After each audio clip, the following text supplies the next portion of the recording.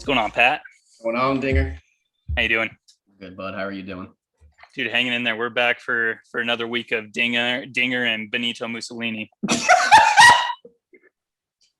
You and your fucking Italian mafia looking ass. I got the fresh fade today. Still got the stash going, you know. I shaved, got a clean cut, looked like a normal human being. Yeah, well, normal's overrated. Normal is an overstatement for me too. So anyway, man, what you been up to this last week?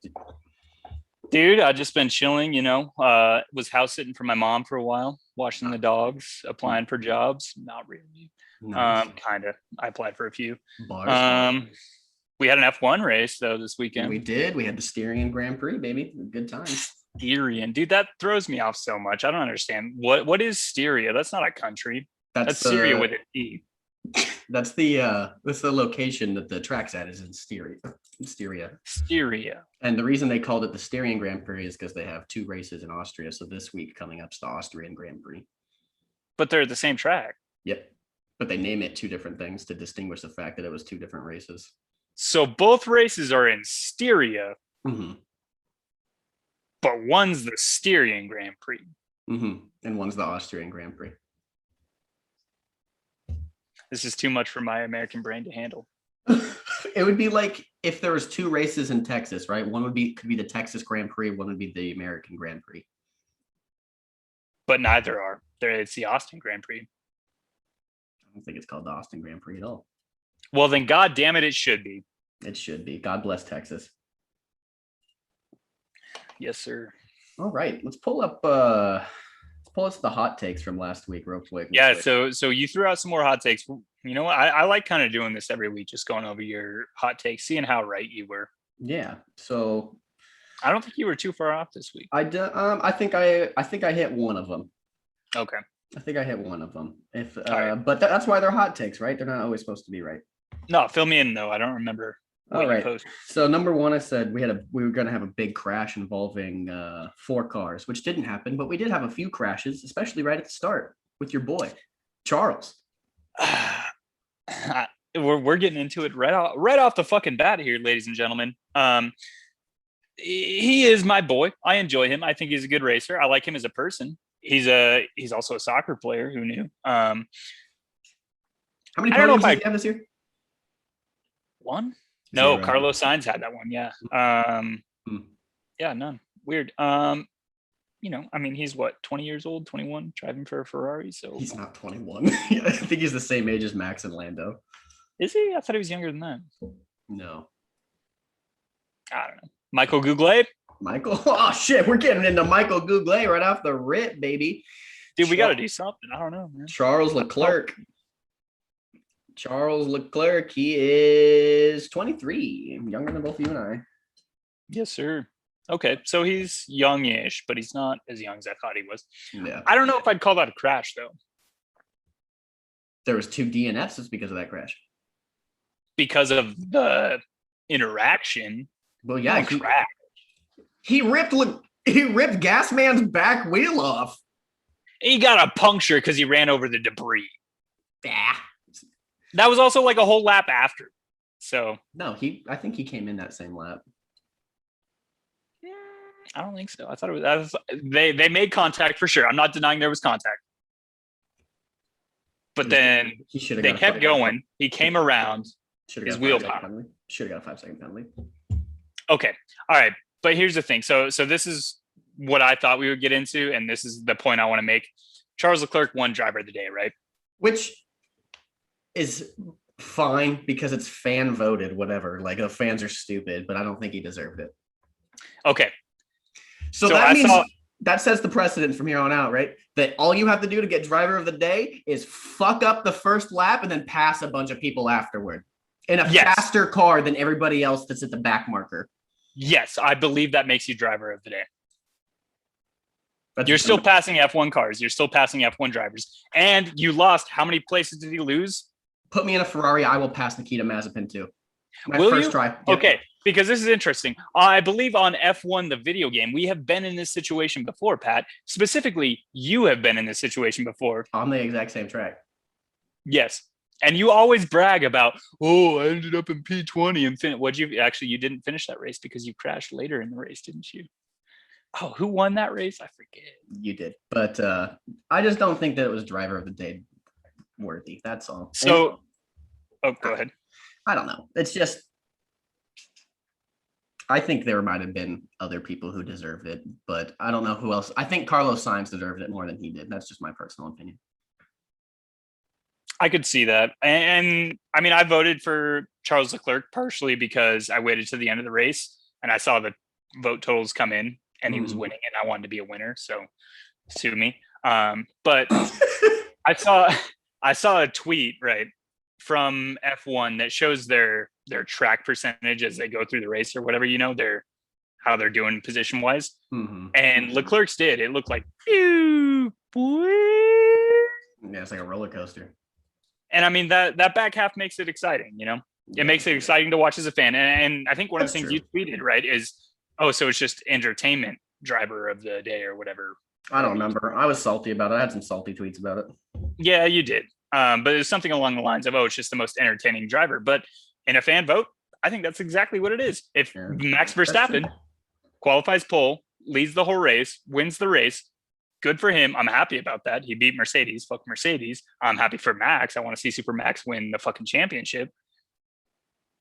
He dominated. Wasn't that exciting to watch? It wasn't exciting. He dominated. It was the biggest margin of marginal win. I don't know that he's ever had. Yeah. The biggest time gap. Yeah. All right. Let's move into number 2. Bottas beats Sir Ham by at least 3 positions. That was not true at all. Bottas finished behind Hamilton, but only by 1 position. So I would say they were 2 and 3. So yeah, Bottas had a good race. I don't think that he would have got third if if Red Bull didn't mess up Checo's pit stop. I think Checo probably would have got third place. Agree with that. I mean, so that kind of leads into this whole Checo discussion that we are having, right? Would you say so? He finished 4th behind Valtteri. How much did he finish behind him? Oh God, it was like 0.3, 0.4 seconds. It was very, very close there at the end. He almost got that 2 stopper to work, which is what Bottas has been dreaming of since day one. Man, he's about to walk up into Toto's house and just pump and just fuck him. Dude, the 1 stopper meme. Can we just appreciate it for a second? But yeah, Bottas had a good race, especially after he had that three place grid penalty. So on Checo. Yeah. Oh, we didn't even mention that though. The fucking 3 place grid penalty. Yeah. So Bottas started what? 6th. He qualified 2nd and started 5th.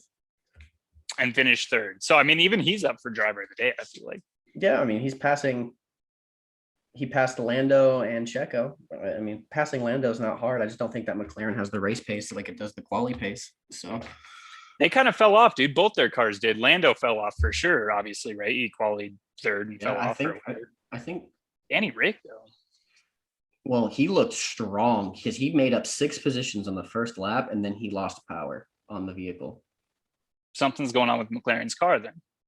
Yeah, I don't think it had anything to do with Danny. I still think Danny is doing very well. I think Danny needs to figure it out in quali. I think that's his last thing he needs to do. He needs to figure out how to drive that car in quali. And that brings me to the next point is Daniel will beat Lando in quali and the race, which it didn't happen. I think it was very possible for it to happen. I don't think it's Daniel's fault at this point, at least the last race. I think beginning of the season, probably Danny's fault. That last race, I don't think it was his because he was very strong at the beginning and then lost power and lost all those positions that he had. I mean, he finished behind Kimi Räikkönen. Yeah, which, I mean, shout out to Iceman, but he's a relic at this point. Yeah, this will probably be Kimi's last season. I'm voting Kimi regardless for driver of the day this week, just for fucking the memes. Just for shits and gigs? Mm-hmm. Okay, let me ask you this, though. So the fact that we have back-to-back races on the same track, do you think that could help Daniel with his struggles at McLaren? Yes, I think that's going to help everybody on the grid, not just Danny. I mean, having a race weekend, 2 weekends of the road at the same track, I mean, you basically could have just used last week as an entire week of practice on the track, which I think is really cool. I don't see the top 4 changing. But I think the other cars, the other teams, we could see some rotations of where they are with Ferrari and McLaren, and maybe Alpine within the midfield. Alpine did pretty well. I mean, kind of well, but they surprised me during the race. Alonso did well. Ocon did not, and that's kind of the same with Aston Martin too. Is that our boy fucking Lance? No, Lance Stroll. Everybody hates Lance Stroll. All my homies hate Lance Stroll. He did really well last week, whereas Sebi struggled. So, but I think we could see some mix up in the midfield of where the cars finish. I don't foresee the top four changing that much, even though my hot take says differently. Well, yeah. We still have hot takes from this week, or was that it? Yeah, I have two more still, and then I have my new hot takes, which I don't think I'm going to go over. I think I'm going to go over them next time. So you don't want to go over your new hot takes? Yeah, we can quickly. We'll go through it quickly though. Okay, hit me your last two. Last two, Haas will be ahead of Alpine. That was a real hot take. Did not happen. Haas sucks. That was the hottest of takes. They're 19 and 20 again. Nobody's shocked with that. Mick Schumacher, I think he has a potential to be a good driver, and the communist Nikita Mazepin. So it is what it is. He sucks. One team will use a backup driver, which I was right about. Yeah, but I didn't say it was going to be in the race, and it's already been confirmed for the next week that I believe that Alpine or Williams is also I think it's Alpine. Alpine's going to be using a practice driver this week as well, a backup driver for practice. So. Okay. I think we're going to be seeing. We will see all the teams are required to use their backup driver at least once in one session. So we will see it again. I mean, we'll see Alex Albon at one point this season. George Russell will drive the Mercedes at one point this season in practice because he's their backup driver. That's such an interesting dynamic to me. It's cool. I like it a lot, and I think George Russell will be in that seat next year regardless. I think Valtteri is about to get the boot. So. You think he gets the boot from F1 or just from Mercedes? Just from Mercedes. He'll go to Williams. I don't guarantee it, but I think that's what will happen. It's actually being talked about. We're in the rumor mill right now that for the British Grand Prix at Silverstone, that Mercedes is going to switch Bottas and Russell so they can have an all-British team at Silverstone. That'd be interesting. It's floating around the rumor mill. I don't think it'll happen. I don't think Mercedes is that team. I don't think that they would do that to Bottas, even though they've treated him like shit all season. But although they would, yeah, exactly. Yeah, I'd like to see him switch it up and go to Alpha. Take Kenny's spot. That'd be cool. It's a horrible car, but it'd be cool. All right, so hot takes for the Austrian Grand Prix. Number one, Austrian Grand Prix in Styria. In Styria, correct. Number one, Mercedes will do even worse this week with only one car finishing the race. I could see that happening. It's possible. I think that, Lewis had a little bit of some squirrely bits last week. I'll throw that clip up in the corner while we're talking about it. He lost his back end on one of the corners, and he almost spun that car during the race. So pretty crazy to see that because he doesn't make mistakes a lot. Obviously, he is a fantastic driver and saved the car. So it was impressive to say the least, but it's very possible to see a Mercedes DNFing this week, I think. So I kind of want to address this because I asked you this question on Twitter real quick. If this might get into your second hot take, if it's wet, is Lewis Hamilton the driver that finishes for Mercedes? Everybody swears by Lewis being the best wet driver, and there are clips of Lewis spinning out and crashing in the wet. It happened last year or the year before that. I can't remember. It was one or the other. He don't get me wrong. He is a good driver in the wet, but I think Max Verstappen's an even better driver in the wet. But we're talking about Mercedes. I know. I don't think that he'd be the one that I would see Bottas being the one that DNFs in the wet. Okay. I mean, that's kind of, I think, what I was pushing for. That's, I think, yeah. Unless Lewis continues to have that back end problem that he had last week, because he was slippy through practices and quali too. So. Okay. So yeah, no, I mean that does make it interesting for sure. Yeah. Number 2, full Red Bull podium, which would be sick with Max, Checo, and Gasman. That would be awesome. I would love that. That'd be a really cool podium. I'd like to see Gasman on the podium for sure. Yeah, he's already got one this season, so I'd love to. I'm a big Pierre fan. You know, I think he kind of he got shafted by Red Bull, but I see why they shafted him. He was not performing in that car at all. But he performs in the AlphaTauri really well. I think if they gave him time to go and drive that Red Bull, I think he'd be really good. But I think Red Bull has found their second driver in Checo. I think that he will be there probably until he retires. Agree. Yep. Number 3, Alonso out in Q2, Ocon out in Q1. So we're not getting very far with Alpine this week. I think Alpine might have a little bit of struggles this week, and I think other teams are going to find their footing a little bit more than Alpine did, because Ocon was not good last week, and I don't like Alonso, so I'm really okay making shitty tweets about him. So real quick, let me stop you there and let me ask you about this then. You said we're going to see some action in the midfield. Mm-hmm. If Alpine doesn't make it through Q2, who are we going to see action? George Russell. You think my man George Russell and the inverted steering wheel Williams? Yeah. He was almost in Q3 last week by like 0.008. Okay. All right. Dude, I don't like Williams. I like George Russell.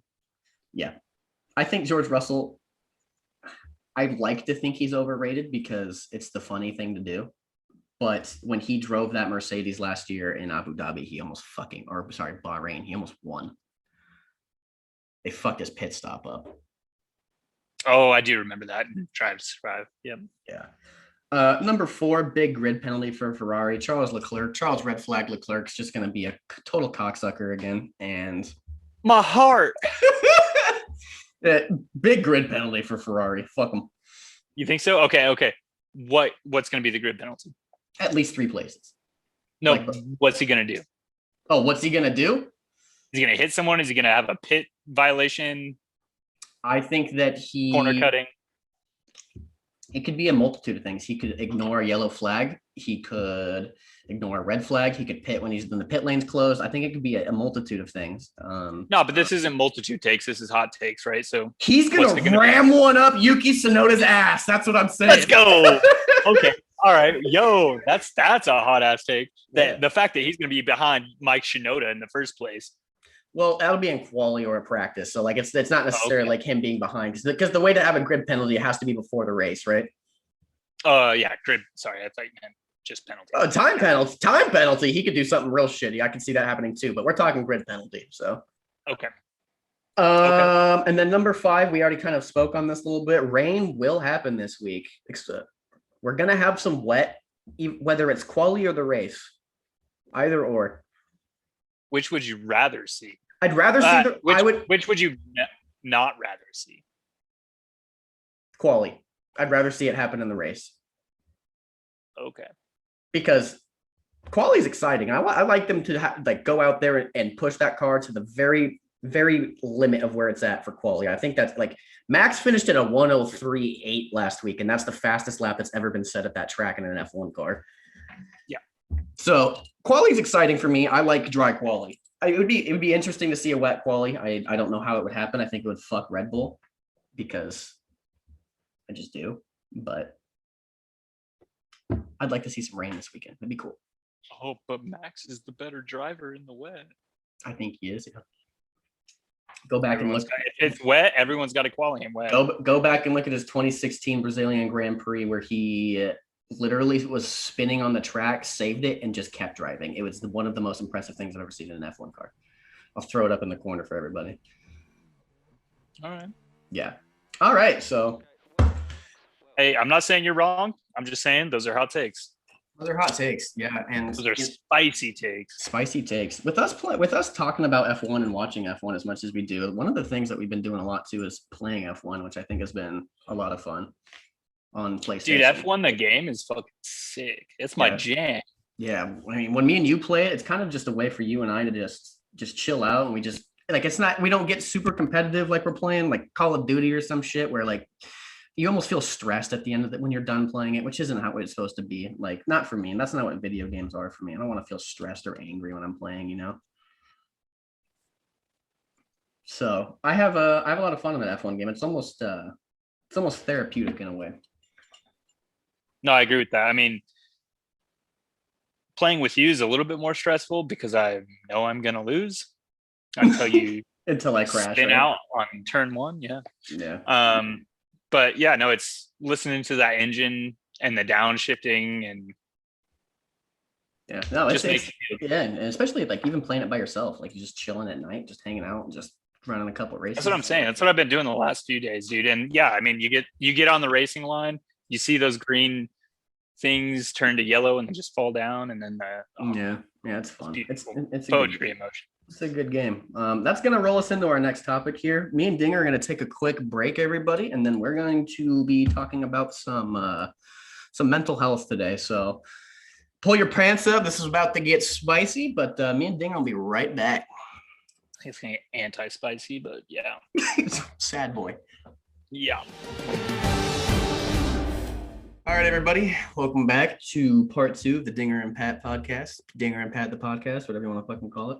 We're going to have a little bit of discussion about mental health. I think mental health is a big topic in today's society. I think it comes up a lot, especially in America, with, some of the struggles that we've been having as a nation and some of the struggles we've been having as a society and a culture. And I think that talking about it's important, and that, me and Dinger here are going to open up a little bit and show a little bit of a vulnerable side of each other, and show you guys that it's okay to have these kind of hard, like, this is going to be a real hard one. We talked about it before, we're going to have hard discussions on this podcast, and this one's going to be hard for both of us. So, if any of this makes you uncomfortable or anything, feel free to close it out and, think about it. Like and subscribe, because that'd be sick. Or like and subscribe, but over the last almost 9 to 10 months now, I've been living in South Korea,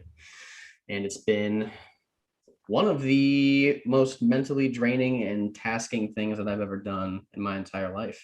It's been really difficult. It's taken a toll on my mental health, to say the least.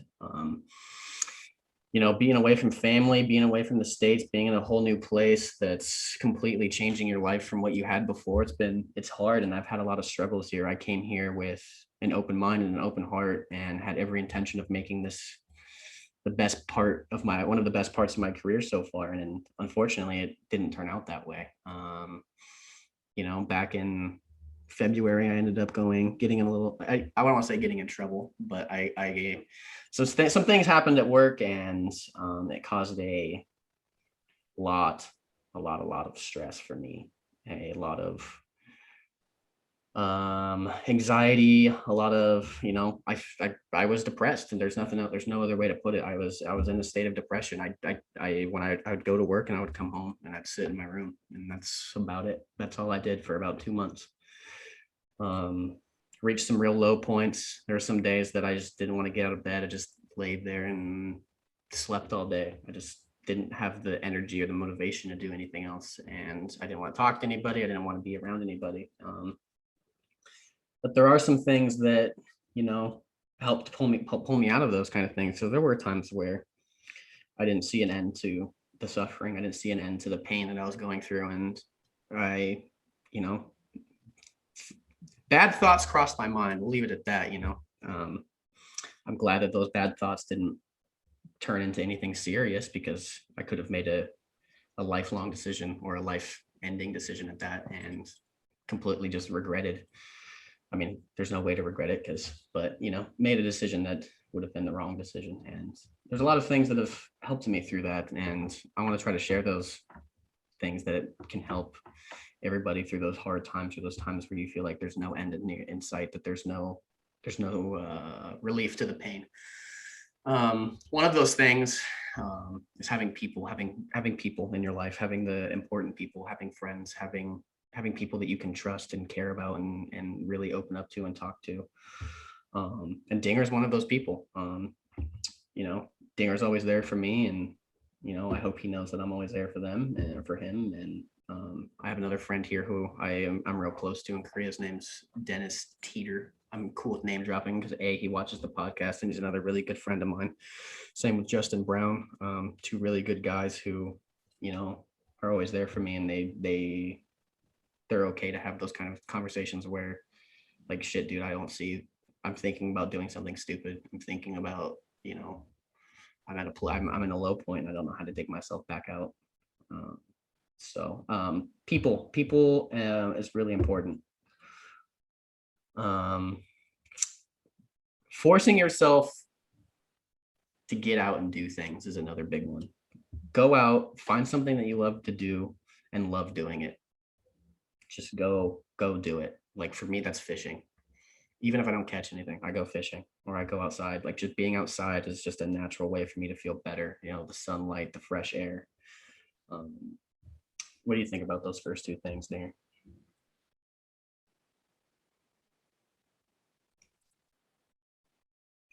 I mean, yeah, I completely agree with you. I wrote something out and I'll get into that a little bit later. But I do think having someone in your life that you can connect to and rely on,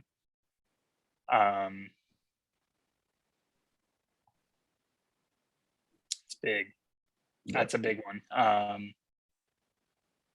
Forcing yourself to get out and do things, I think kind of takes some work. It takes some effort, right? For sure. That's something I've been struggling with recently, just getting out and doing things. I'm going golfing tomorrow for the first time in probably a year or so, which I'm really excited about. But it took me a lot to get to that place. Yeah, it takes a lot of work. Like I said, like there are days where you just want to lay in bed. There are days where you just want to sit there and like I say, binge watch a TV show, but half the time I'm not even watching. It's just on. It's just there. I'm just watching the screen flash. I'm zoned out. I'm not thinking. My brain's just turned off. So it does take a lot of work. It takes a lot of motivation. And once you find that thing that it is that you like to do, even if it doesn't involve going outside, like if you really love playing video games and video games is your outlet, then do that. If you really love, movie editing or art or music creation or anything that taps into that creative side of your brain, I think that's a really good outlet for a lot of people too. I know that's something my sister does. She's an artist and she draws. She is a very good artist. I'll throw some things up. I'll throw some flashes up for you guys in the corner, and I'll plug her Instagram page and stuff. But she is a very good artist, and I think, not to talk on her at all, but I think that's a good outlet for her and for her to find peace in her life. So it's a big thing, and we all have struggles. And I think everybody has struggles. I think whether it's me, whether it's you, whether it's anybody in this world. And I think it's important to recognize those problems and do the best that you can to try and help yourself. Helping yourself, so you're the only person at the end of the day who's going to help. So I agree. I big time agree with that. Right, at the end of the day, it's just you got to be the one that's okay with going to bed with yourself. So right. Yeah, so like I said, I wrote something out here, and I am going to read it because it's kind of a lot, but I'll do my best to be a good public speaker. But so these were just some thoughts that I had the other day. I was going through a bit of a rough patch, right? I was at sort of a personal low, and I wrote this out, and I just wanted to share it with you, Pat, and with just anyone who listens. So it says in our description on this show that we want to talk about, quote, what it takes to make it. And I've been thinking about that a lot recently over the last couple of weeks. What does it take to make it? And I think in this context, at this point in the show, we're just talking about what it takes to make it day to day, what it takes to wake up in the morning. And I feel like we both me and you do a pretty decent job over the first 3 episodes of keeping it together relatively on the podcast. We keep things pretty positive and light for the most part, even through our last one that was a little bit heavier. But we've both definitely been through our own versions of the ringer, right? Recently, we've been through our own versions of hell, which hasn't been fun for either of us. and I want to just like take a second to share mine. So obviously I'm unemployed right now. I just moved back in with my parents. I'm 25 years old and I don't really see my life going in any direction. I'm not really sure what to do. I have a degree in, political science, which I'm not really sure what that's worth at this point. And I'm super thankful to my parents for everything, like letting me move back in, taking care of me, when it really should be the other way around, right? It should be me taking care of them, because that's how, in my mind, life should work. But here I am, and it's a tough situation, right? But it's a life situation, and that's one of the things we're here to talk about, right? It may not be easy, but we're here to talk about life and real life, right? So some days I wake up and I'm good to go, right? Like I'm ready to fuck whatever the day has in store. I'm good to go for it. And I'll apply for 4 or 5 jobs at a time within a couple hours, and it's no big deal, right? And then I'll go out and have a great day in spite of everything that's going on, right? Other days, like you mentioned, I'll lay in bed until 5 or 6 at night and just staring at the Netflix ad screen with all the shows that just like ad for this show, ad for that show for hours on end, because I have no idea what the fuck to do. Yeah, that one hits different because like you turn a show on and it plays for 3 episodes and you don't even have the energy to get up and get your controller to say continue watching, and then that ad screen comes and you literally, I've done the same thing. You just sit there and you stare at that ad screen. That's the thing though. It's not like that I turned a show on. It's from the night before when I woke up, and it's just still playing from the night before. But on those days, one of the biggest things that I learned, I feel like you stole it from me a little bit, but on those days, you need to have a pat in your life, right? You need to have someone that you can rely on to just be there. Because on this day, a couple weeks ago that I had, Pat texted me when I was just laying in bed staring at that ad screen. And I don't remember what he texted me, just like probably some F1 stuff, right? And I didn't even have the energy or the conviction or the will to respond. I was just laying in bed. I read it, turned my phone over, and went back to whatever the fuck, staring at the wall. And it's not that I didn't care. It's that I was just stuck. I was stuck. But having someone in your life, and this is what finally sort of dug me out of that, the fact that I just sat there and thought about the fact that you had texted me and I hadn't responded yet, and that you're sitting halfway across the world, regardless of what's going on in my life, you're halfway across the world caring about me. And that struck a chord with me for sure. And this is sort of one of the biggest things that I think I've learned from you recently, especially. It's not that you need to have a pat in your life, but it's how to be a good pat for others. And if you haven't picked up on this by now, pat in my mind is synonymous for friend, right? And I mean, he says that I'm there for him, but believe it or not, I wasn't always there for him. And that's something that's always gonna sort of weigh on me as a person. It's kind of what taught me that lesson, I mean,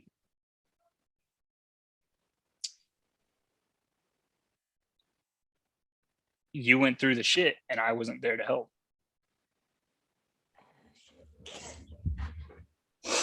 I wasn't there for anything.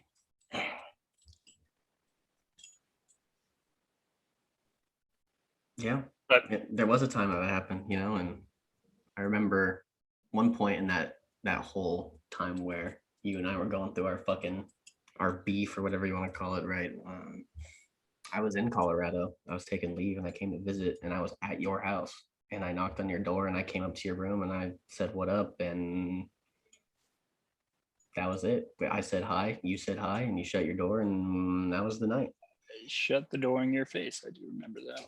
Yeah. Don't feel good about it. No, but like, it's in the past, right? It's where we learn from. It's where we build our life. We do learn from your mistakes, which is an awesome segue. super happy. I know we're super excited about this. But it's a good segue into what I have written down next, I suppose, which are things that I've found just over the last few months that help me deal with everything that's going on in my life. And I mean, to say like, being unemployed and moving back in with your parents isn't a lot, right? We have on top of everything that both you and I have been through, this whole COVID thing that has really fucking sucked. It's really taken a toll on, I think, the entire nation's mental health, let alone mine and yours. Right. We saw suicide rates in children under 16 skyrocket. Yeah, I mean, it's just, taking kids out of school and taking away from their friends, taking away from those healthy outlets from their homes, it taking adults away from those healthy outlets outside their homes. It did take a toll on a lot of people's mental health, and I think that we're going to see a large increase in people seeking out therapy and mental health care in the future. Which they should, right? It's not something that I personally have been through yet. I've been looking, right? But as someone who's unemployed, that shit's really expensive. So I'm still kind of working on that. Mm-hmm. But as we mentioned before, right, the only way to really get yourself out of something like that is through yourself, right? It is dependent on yourself. At the end of the day, you're the only one who can help yourself. So some of these things I have written down here, I do want to go over real quick. And this is just from my perspective, but these are some of the biggest things that I found that helped me a lot. Number one is drinking and substances. I mean, looking even back to our last episode, you can probably tell I was smashed off my ass. I have a pretty big issue with this kind of stuff as I'm drinking a beer right now, right? And that's not to say you can't have a good time, but it becomes easier to lose yourself and to lose track of your priorities, and in my mind to succumb to alternate realities, right? Something that you may think is real that's not exactly real when you're using these kind of things, and when you use them in quantities that aren't healthy. And the way I always relate it, right, are college habits. When I was in college, I used to say, it's not alcoholism until you graduate, which was like partially true because you're in college and you deserve to go live it up and party and do whatever. But when your habits continue after college, I think it's time to take a look at that. And so I'm not saying, just because you're 22 years old now and have a degree doesn't mean you can't have a good time. But I think that phrase, drink responsibly, has sort of taken a different light in my mind. It means maybe not drinking on weekdays. Even when you do drink, maybe it means only having one or two. So yeah, and that's something I struggle with too, and struggled with. I, especially before I came to Korea, because during COVID, I ramped up my drinking heavily. There were times where I would pass out in places and just sleep, and like it was bad. I was drinking very heavily, and it was not good for my health. It was not good for my mental health. It was not. Drinking and substances is never the answer to your mental health problems, especially drinking, because while you may think it makes you feel better, it helps you, makes you basically forget about what's going on. It's a depressant, right? It's at the end of the day, it's making you feel worse. Exactly. No, that's the biggest one about drinking for sure, right? And the substances, in my opinion, I do have, I don't want to get into too much, but I have extensive experience when it comes to substances, and it's just a Band-Aid, right? Yeah, it's always just a Band-Aid. It's never going to heal it. It's never going to fix it. It's just going to make you feel better in the moment, Right. Number two, a little bit lighter, sleep, believe it or not. I know it's tough for me in particular, without any structure in your life, without having a job or anything like that. It's tough to like have a regular sleep schedule, but sleeping a full 8 hours, and more in particular, going to bed at a regular time and waking up at a regular time, I just think it helps you feel more like a normal human being, right? Mm-hmm. So, whatever that means for you, if it means you work nights and you got to get up, at 10 o'clock at night and go to work until whatever in the morning, as long as you have a regular sleep schedule, I think, it goes a long way to not just keeping you healthy, but to keeping your mind in a good place. Yeah, for sure. The sleep is important, because if you're not sleeping right and you're not giving yourself that time to recharge, you're not giving yourself that time to rest and recuperate, you're going to continue to feel pretty shitty. That being said, sleeping all day is not healthy. I think putting yourself on a sleep schedule to where you're sleeping at the same times you're getting the correct amount of sleep, I think that's important as well. Exactly. Which, I mean, that was my biggest thing, right? When I was going through for the last couple of months, my shit, I would go to bed at 3-4 o'clock in the morning, and I would wake up at 3-4 o'clock at night, right? Not only is that irregular, but I'm sleeping for 12 hours a day, which is just ridiculous. But moving on, number 3, this one has been sort of a recent one for me, and this one's kind of one of the hardest ones that I've had to get a hold of, but it's owning your actions, but not being afraid to admit you have a problem. And what I mean by this, your actions and your words are your own, regardless of what's going on inside your head, right? But recognizing that certain actions are out of the norm or weren't always a problem or occurring is really important, I think, to regaining control. And I have a couple of stories about this, right? Like, for example, I mentioned this before, when I was involved in that job with the Russians, when I feel like I got scammed by the Russians, I sort of lost myself that night quite a bit. I was at a friend's house when everything kind of hit the fan, and we had been drinking. And so this is where things kind of start to compound. And I ended up in his backyard screaming at the top of my lungs at like 3 o'clock in the morning about the fucking Russians, and like doing some very unkind things to them. And it sort of made me realize, right, no matter what I was going through, the fact that I went out and did that is not acceptable at 3 o'clock in the morning. And so I have to own that, but I have to admit that that wasn't always normal, that I didn't used to do that, and that maybe we need to make some changes, right? Yeah. And I do feel like it's an important step to regaining control. But it's an important step to, I suppose, seeing reality, what's real, seeing the actual world more holistically, and more clearly. For sure. And then number 4 on the list, I have diet. And I don't mean this like a weight loss diet, right? I don't mean eating healthy necessarily. I just, from my experience, I mean eating in general. Just eating. Yeah. But I mean, overall, take this as you will, just eating regularly, eating to sustain yourself, I suppose. So yeah, eating regular meals, but not overeating is a big one. I know that. It's tough because it is different for everybody. I was gonna say, for me, it's the complete opposite when it comes to eating. Like when I was going through my shit, and I since I've been in Korea, I've lost 26 pounds, and it's just from stress in my mind. Like, well, I'm happy I've lost the weight. I'm glad of where I'm sitting weight wise, but I didn't lose it in a healthy way. I didn't lose it because I was going to the gym regularly or because I was exercising regularly, which I was, but I think I was losing the weight because I just didn't have the appetite to eat. I didn't have the desire to eat. There were times that I would go whole days without eating because I just didn't feel hungry. I didn't want to eat. And it's just stress and anxiety weighing down on you and controlling you to the point where you are putting your body in a point that it is unhealthy to live.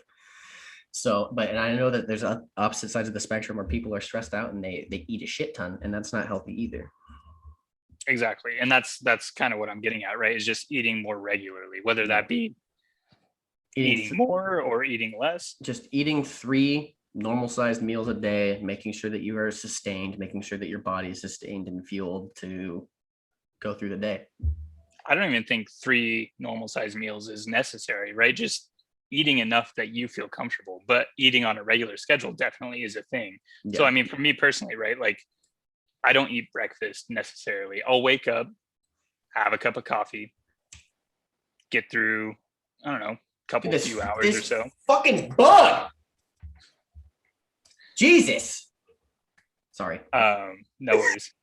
Lunch it's a good sized lunch. I usually like to eat a good sized lunch and then a decent sized dinner. But I don't eat anymore. When I was going through the shit, right? I would eat one meal and I would eat it at 9 or 10 o'clock at night, right? There's a reason I would stay up till 3 or 4 o'clock in the morning because I had just eaten at 9 or 10. That being said, staying up till 3 or 4 o'clock in the morning means I need to eat again, right? So then I'm eating at 2 o'clock in the morning or something, going to bed at that time, just after you ate, is not healthy, right? It's one of the ways sumo wrestlers gain weight is by eating and sleeping. So, I mean, it's just, diet is definitely important, more so having a regular diet, whatever that may mean for you personally. Right.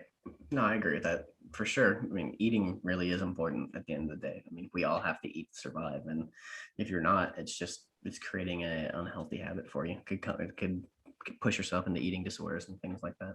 Exactly. And that goes both ways. Yeah. Mm-hmm. And the last thing I have written down here that we'll go over real quick is just everything in moderation. That's always been something I've tried to make a big point in my life. Hasn't always been successful. But I really do believe in it, right? So that means, I mean, whatever you believe your issues are need to be handled in moderation, right? So whether it's alcohol and substances, video games or screen time, right? Food in terms of like unhealthy eating in moderation, even exercise, right? I've seen people who just like work themselves out to the fucking max, and they have nothing left. Like, you have to moderate that. A big one that I have, that I feel like a lot of people have that we don't always recognize, is critical thought, right?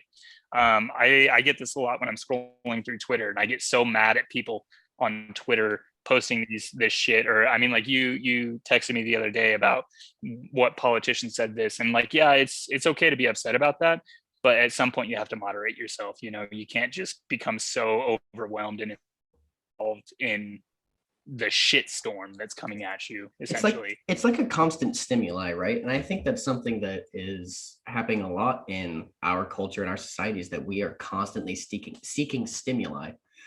And that's what Twitter is. That's what social media is in general. That's what media is in general. It's constant back to back to back to back stimuli. And if you're constantly stimulating yourself to the point where when you can't pull yourself away from that, that's unhealthy. That's a mental health issue. And you need to, like you said, do everything in moderation. Like, and that's something I've been working on a lot, especially with like social media or screen time, is that it's like, pull yourself away, read a book, do something that's going to take you away from screens in general. It's like Fahrenheit. It's like we're slowly becoming Fahrenheit 451 before our eyes. We all require to have a screen in front of our faces. And there's something crazy about that book that's to be said, is that shit was fucking damn near really close to what's happening today in today's society. I agree. I think it's sort of almost a step removed. I think social media and screen time is big for our generation. But just in general, I really do believe it's like this analytical, critical thought that you're pouring into one thing or another, right? Like, critical thought is super helpful, super good to have, but it's not good to just dump it into one thing at one time. You know, it's something that you do. I feel like you have to moderate. For sure. Whether that be, you know, politics, like you were getting into the other day, social media. Yeah, you don't want to just sit there and scrutinize Twitter or TikTok for whatever reason. You know, even reading, I feel like, yeah, books. I mean, it's good to read for sure, but like, do you want to spend all day just reading? Do you want to spend all day reading? The last two I have on this list, everything in moderation, are actually work and self-care. I think those are things that need to be moderated. It's important to work and to work hard, right? But it's important to also not get ahead of yourself and to take time when you need time off of work, whatever that work may be, whether it's your job working or this podcast that we're doing or your hobby, whatever it may be. It's important to moderate that, right? And self-care, I do believe it is important to moderate that, right? Like you are number one, you have to take care of number one first. But at the end of the day, right, if you're only taking care of number one, Yeah, you're leaving other parts of your life that are important out at that point, right? Exactly. Yeah, and talking about the work part of the aspect of that's something I'm going through right now. I've been on 12-hour shifts for almost a month now, and I'm fucking burnt out, dude. And I'm barely having any time off to I'm not having time off really at all. So it's been, it's not really I have a choice. It's my job and I have to do it. So, but like when you do have that choice and you do work in a place where you can choose your hours or you can choose how much you work, make sure work isn't always dominating your life and in every aspect, and don't make work a personality trait per se. I think it goes further than that. To say that you don't have a choice is correct, right? You do have to work your certain hours and you are a member of the military, but when you're off, right, use that time to really get away from work. Yeah. If that means you go fishing, that means you go fishing, right? If that means you can get off post and you get off post, get off post. Right. Make most of that time that you have. Make most of the opportunities that you have. Don't isolate yourself. Don't waste the time that you do have when you have time to yourself. Exactly. Cool. Yeah. Fuck, that was my list. Yeah, that was a good list, dude. I like that. I think that's really important. I want to touch on one last aspect of mental health before we move on from here. If you think that you're in a place where you've hit rock bottom, you don't know what to do, I would like to heavily encourage everybody to seek help, seek that kind of help that, maybe it's not even something that we suggested, but seek help in some sort of way. Talk to somebody, talk to a therapist, go to therapy. I'm a very big advocate of therapy. I think even if you have crazy mental health issues or trauma that you need to work through or anything like that, I think therapy is a very, very good option. And I'm very blessed in my life to be able to have free access to that because of my job. Whether the quality of that is up to par with outside of the military sector of things is another topic for another time, but that help is always there. If you are struggling in life, do not be afraid to seek help.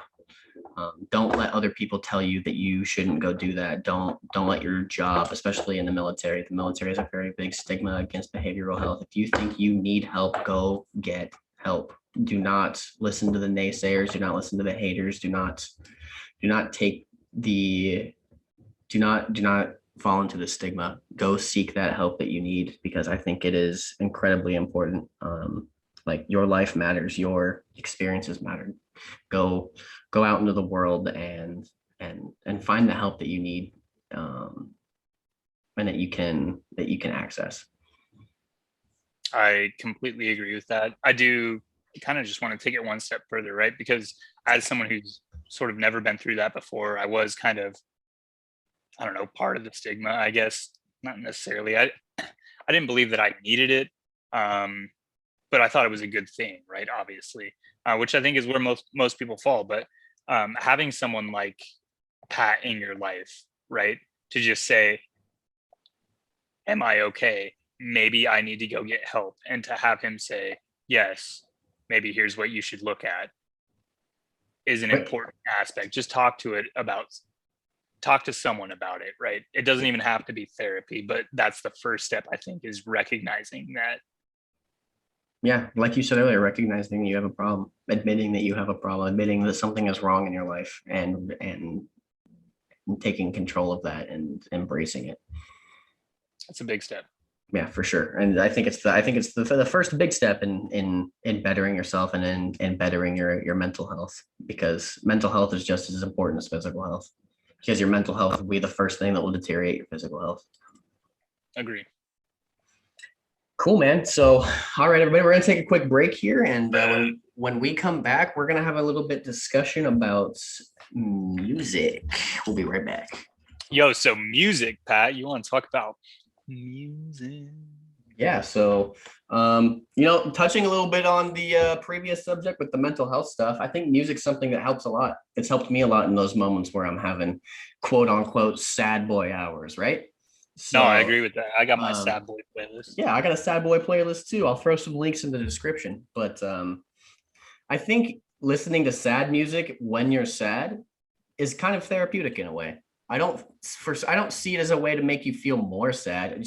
It's kind of a way to work through your feelings. It's kind of a way to, you sit there and you kind of reflect and you listen to the sad music per se. And everybody has their own sense of what kind of sad music is. I'm sure my sad boy hours playlist is completely different from yours in the type of music, because we listen to completely different types of music, but also at the same time, we listen to very similar music. So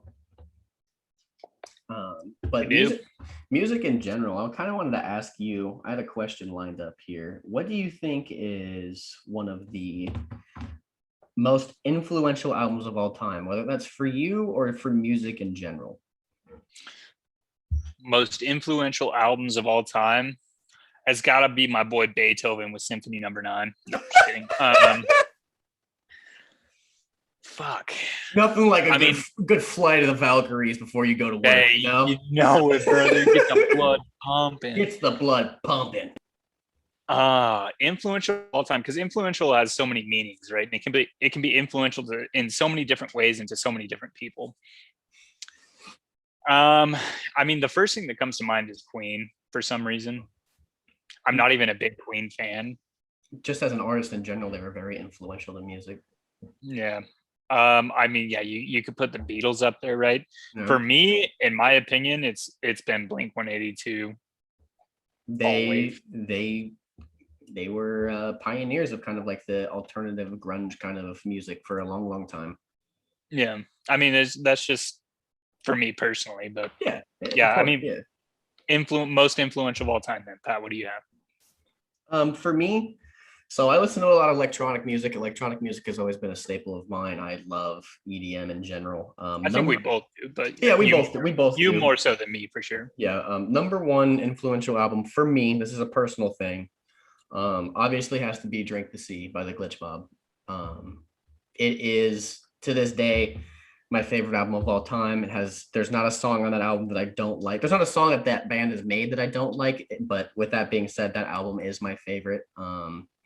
I had the opportunity and the blessing to be featured on one of their videos that they made about Bless. Thank you, Josh. Thank you, Ed. Thank you, Beretta. I really appreciate that opportunity. That was really freaking cool that you guys did that for me. But they've done a lot of cool shit for you, though. To be fair, they've done a lot of. I've had a lot of interaction with them. I've done a lot of fucking cool shit with the Glitch Mob. I've met the first time I met them, they signed an album and wished me luck at prom. So that's how long I've been interacting with them, right? And then the second time I met them, I got to go backstage at Red Rocks with them. And then the third time I met them. I got to go backstage with them in Lincoln, Nebraska, and I actually got to play the Blade, which was one of the coolest experiences of my entire life. I cried. It was awesome. Hell yeah, that's so sick. It was awesome. And then they did that whole thing. I had backstage passes to do the same thing for their Drink the Sea 10-year anniversary tour, but COVID fucked that. So. But no, I love the Glitch Mob. That album for me is my favorite album, most influential. I base a lot of my music tastes and my opinion on how music's made nowadays on that. I kind of want to touch on that just for one sec. That's why how music's made. Like the way quality of music, not the way music's made, right? Quality of music. So for me, I'm not a big hip hop fan. There are some hip hop artists out there that I'm very big fans of, like Kendrick Lamar or Childish Gambino. Those are some of my top two. But I think I think they put a lot of hard work into their albums. They take years to make their albums, and then you have people like Travis Scott or Drake, who put out an album every single year, and they're 18-song albums. And it makes me wonder, it makes me think, like, how much heart, how much actual effort are you putting into making those albums? Are you making those albums because you are a music lover and you love what you do? Or are you putting those albums out because you are trying to make money and you're trying to continue your fame and your hold on power within the music industry. That's something that I've been thinking about a lot lately. So I think it's a lot of both. And to say that Kendrick and Childish Gambino didn't put out music to make money, I think would be a lie. I don't think that they're not doing it to make money. It's obviously their job, right? Right. And I mean, that being said, right, I mean, let me check, but I think it's been a while since Drake put out an album. I think he came out with one at the year. I think he came out with one already this year. Did he? Then I missed it. Yeah. Oh no, it's a single. So 2018 was his last album. 2020 was his last album. I see 20. Oh, see Dark Lane demo tapes. You're right. 2020. And then 2019 Care Package, 2018 Scorpion, 2017 More Life, 2016 Views, 2015 What a Time. Like, he had 2 albums in 2015. What a Time to Be Alive. And if you're reading this, it's too late. And then before that, he skipped 2014, surprisingly, the year we graduated high school. But before that, he had Nothing Was the Same. And then skipped a year. I'm looking at it. So that being said, I'm a huge Drake fan. Can't stand him. He's the best-selling rap artist of all time. Don't know why. Because he makes bangers. I mean, how much of the music does he make is my question. That's an interesting question. I mean, there is something to be said about ghostwriting. I don't know if Drake actually ghostwrites or not. I know a lot of people, some people in the industry do. It's sort of a conspiracy theory in rap music right now, like who's ghostwriting. I don't know, man. Is it even ghostwriting anymore? Do we still consider ghostwriting a thing, or do we just say no, it was produced by someone else? It's kind of like embraced at this point. Production and ghostwriting are two very different things. Okay.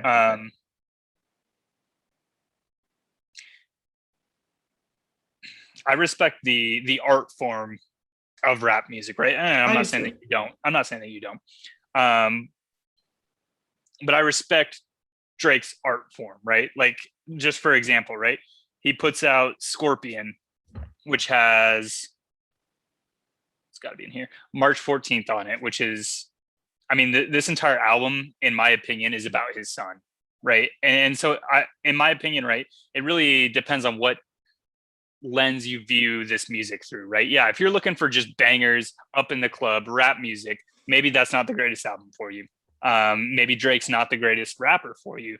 He does have some club bangers, but that's not what his entire rap persona is, right? And so this is something that I picked up actually watching Dave, right, this last week. It's something that I've always kind of been aware of. That's where the stock came for me too, is watching that. Yeah, when you watch Dave, I feel like you get a little glimpse of what really goes into a rap song, right? Like, he works with these artists like Young Thug, right? And you listen to Young Thug, and this is just me imagining you listening to Young Thug, but you're like, what the fuck is this? But he puts a lot of work into that, Young Thug. I'm sure he spent days in the studio going over this beat, thinking about this one verse or whatever it is, you know? So to say like they put it out one album a year, maybe they do because they're grinding, sure. Like they're grinding out albums. I don't know. So that's where our thought process differentiates at this point, right? Is that I'm going to use the Glitch Mob as a good example again. So the Glitch Mob, they have 3 albums total. They have their first album, Drink the Sea, which was released in 2010. And then they have their second album, Love, Death, Immortality, which came out in 2014. And then they have See Without Eyes that came out in 2018. There's a pattern there, right? Every 4 years they're putting an album. They're putting 4 years of work into all of the songs and everything that goes into these albums. And that's what resonates with me, is I can tell that they're taking a lot of vacations. Then I'm getting into that too. They also tour in between that, and they also release EPs in between that, which are 3-song albums, right? Yeah. Well, I think that's the biggest touring. Yeah, touring. I mean, because this is the music industry as a whole, right? Because Drake tours too, right? And Drake does a lot more shit than just tour, right? I mean, with all of these artists, you have touring, you have music videos, you have all kinds of different shit that they do. Mm-hmm. Somewhere in that time, they do find a week or two to take time off to record, sure. and like we said in the mental health part, you know, not everything has to be at work. You do have to take time off. Self-care. Yeah. Oh, what's up, Drake? What's up, Drake? Self-care. Hey Drake, take some self-care time. Quit going to Raptors games. Got a song called Self-Care, by the way. Oh well, I didn't know that. But with another thing with the Glitch Mob, we're coming up on that 4-year mark. Coming up on that 4-year mark, baby. When was the last one? 2018? 2018. Coming up on that 4-year mark. So they got another one coming out in 2022. They tweeted out a picture yesterday. Or not yesterday, excuse me. They tweeted out a picture last week. All three of them in the studio. They're grinding. They're there. We're there. Number 4 is coming, baby. If I may, Professor. Go. Yeah, go. Is that picture an NFT? No. God damn it. So no, I wanted to make this point because you brought up the Glitch Mob, I guess. One of the things that got me back into the Glitch Mob, I guess, I enjoyed them when we were in high school, right? And we went to Red Rocks and saw them at Red Rocks, which makes them immediately fucking sick as shit. But one of the big things that got me back into them is the fact that Edit and Beretta, right, are both into NFTs. Yes. And I think that's so fucking sick. Well, I think music in general is getting more involved in the NFT market. And I'm so fucking excited about that. Yeah, the Glitch Mob in general, because they released that Seven Nation Army remix as a NFT. Yes. Yeah, that was on Nifty Gateway. Oh, that was so fucking sick. Yeah. That entire collection was so sick as shit. Yeah, you were hyped as fuck when you first saw that. You were like, I want to try to buy this shit. I was. If I wasn't unemployed, bro, I would have.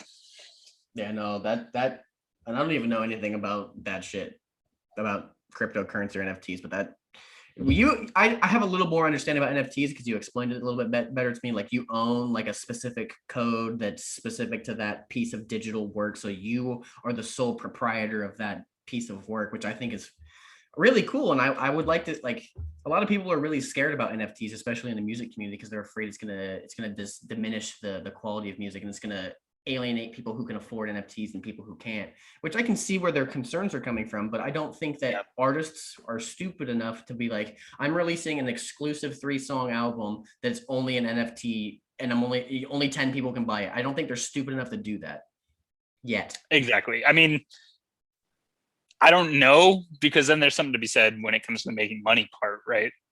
Because you can release, like, I bought a Sam Felt piece, right? Sam Felt's a musician. Mm-hmm. I don't think that's released as a song, and it's not bad. I mean, so for those who don't know who Sam Felt is, right? He's like super tropical house music, very bubbly. That's one of the ways our music tastes differ. I feel like this is just something I feel like I've noticed. I like to listen to really happy music, like music that makes me feel good and makes me happy. I listen to dark music. The Glitch Mob, I would say, is kind of one of those. Not that they don't have happy songs. They have some bangers too. They're just like fucking bangers. Yeah. But some of their music is like, I don't listen to poppy, like, I don't like, no disrespect. I don't listen to like poppy bubblegum. Like I fucking can't stand tropical house. There's some tropical house song. Poppy bubblegum, huh? No, like I said, not trying to be disrespectful. Like I can fuck with some tropical house here and then, but like I listen to sad shit a lot. I listen to a lot of off the wall. Like I listen to alternative rock, like a lot. Like Glass Animals has been one of my favorite bands lately. You just call Glass Animals alternative rock? What would you call them? Pop? No. Alternative rock. I think some of their singles they put out I've turned into pop. Waves. Yeah, that's a pop song. But that whole album in general is really good and is really... Honestly, I haven't heard anything on that album besides Heat Waves. You probably haven't heard any Glass Animals besides their singles. Okay, I'm sorry. Gooey by Glass Animals. Which is a single. The best song to get high to. Mark my words. All right, well, I don't have that experience. Guaranteed. It's a good song. I love Glass Animals. I mean, getting back to what we talked about earlier, I lost myself to that song, 100%. Bastille, like in a sense, they released happier with Marshmello pop, but then you go into Marshmello kind of bothers me. I think Marshmello is a ghostwriter. That's why he makes such good songs, because he knows the formula. He's inside. Yeah. He knows what's there. He doesn't release a song that's not a fucking banger. He doesn't release a song that's not always a hit. I think he was a different artist. I think it's another artist. I think we know who Marshmello is. I think it's out there. Has he? Yeah. Who? Yeah. No, this was several years ago. Who is Marshmello? Also spell it right, you know? Christopher Comstock. Who the fuck? I thought it was what's that one guy we saw at Red Rocks? It's nobody that's popular. No. Yeah, he was one of the openers with the fucking ski mask and puffy thing. Also known as .com. Yes, .com. So he was an EDM artist that was just not popular. But he wasn't a great artist. He used to ghostwrite for people. So he was like, if I can ghostwrite for these famous artists. Can you ghostwrite in EDM? No, but he would ghostwrite for pop. Pop is basically EDM. Pop's basically EDM. I think you have a lot of production that goes into pop. Every single one of Ellie Goulding's songs is basically EDM, and that's my wife you're talking about. Be careful. Ariana Grande. She makes pop, but it's EDM in the set. Like, if you didn't know who Ariana Grande was and she released one of those songs, you would think it is EDM because of the beats. It's like pop EDM's a thing. Yeah, pop EDM is a thing, but pop is its entirely own thing. Pop is all made electronically nowadays. But like, okay. So here's how I see it, right? Like it's a spectrum, right? A donut spectrum. And so you have pop that blends with EDM, but at the same side, you have EDM that blends with rap, right? Trap music. Trap, yeah. Trap literally stands for techno rap. Yeah. So I mean, like it's all a spectrum. It all blends at some point or another. Right.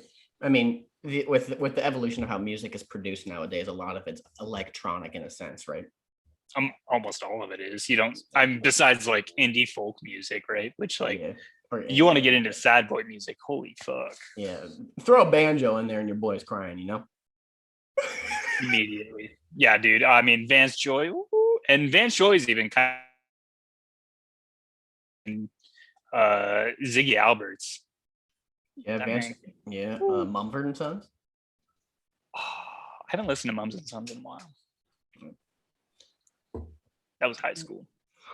Yeah, they haven't really released a lot of music since then. Yeah. But yeah, music's great. I love music. Influentially, Glitch Mob's my number one, maybe Daft Punk number two. But how'd you feel when he blew up? When Daft Punk broke up? No, and what's his name? Yeah, the one guy from Daft Punk blew himself up. Heartbroken. So that whole video that they released, that whole 8-minute video of them announcing that they're not going to be a band anymore, literally broke my heart. Because that was tragic. All I've ever wanted to see Daft Punk live, and it'll never happen again. Never say never. Never say never. Yeah, I mean, maybe one day they'll get bored, need some money, and do a reunion tour. But the Random Access Memories came out in 2012 when we were in high school. Oh my god! Yeah. And I love that album. And then they did the Tron soundtrack, and they didn't do anything ever since then. It fucking sucks. Fucking sucks. In terms of EDM, I think most influential for me, I'd put Porter up there with Worlds. Oh, that album's fucking amazing. And then he puts out number one because it's amazing, and number two because we saw him at Red Rocks. Oh yeah, go ahead and grunt because I interrupted you. But... No, you're good. Just he put out. You gonna title this one? Can I interrupt you, bro? Or can no? I don't mean to cut you off. Yeah, there you go. And I love Porter. His second album's his best album, Worlds, and then he puts out this third album, which is a fucking sleeper. It's not even sleeper. This is his fourth one. He had one. He had Virtual Self or whatever. Well, that was his side project. Yeah. Yeah, it was fucking dog shit. Sorry, Porter, but if you're into the EDM techno house shit, then yeah, it was good. But besides that, it was bullshit. Yeah. All right, dude. Well, that's pretty much our time. That's our time for sure. So Good stuff. I think we had good conversations. I hope somebody out there listening takes some good lessons from this and heeds our advice. You know, everybody goes through struggles. Everybody has a hard time with things, but keep your head up. It was a tough one. It was a tough one for sure. But we got through it, Pat. We got through it. So gots to see it through, my boy. Gots to see it through, my boy.